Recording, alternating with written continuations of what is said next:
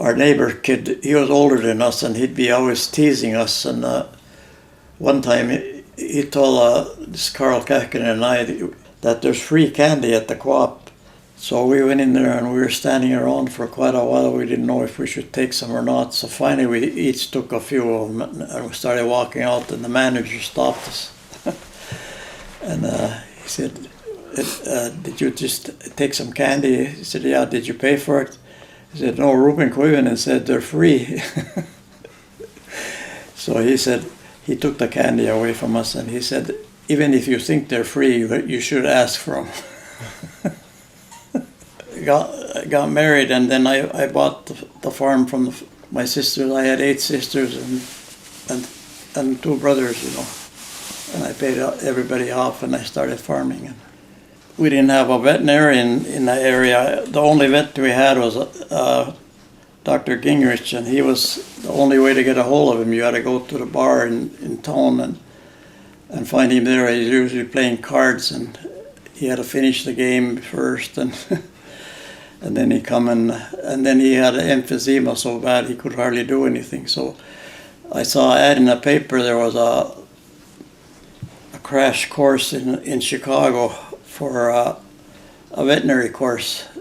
I was back for about a week, and our neighbors were having trouble with a cow calving, and well, I went there and I had that calf out of there in 5 minutes. Well, the word got around, and pretty soon I was busy every day.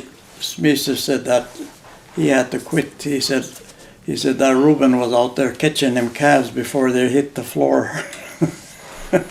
We used to have about 30 or 40 cats around the barn all the time. And then when that DDT came out, well, the cows would come in the barn, and they were full of horse flies or any other kind of flies, and we'd spray them with that DDT. And then flies would go on the windows, trying to get out of the barn, and the cats started eating those flies, those horse flies.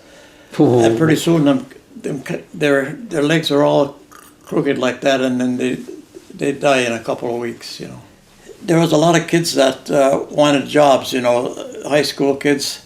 They're going to quit school and ask if we can have a job. Well, I tell them that you can have a job here, and you can live here, but you have to finish your high school.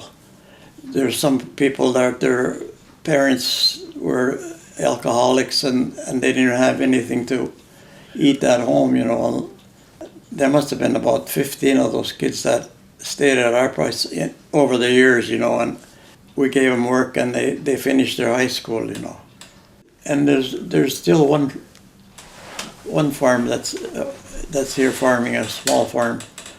That's Steve Johnson. But then Rudy Kearnan's they were milking 240 cows even for a while.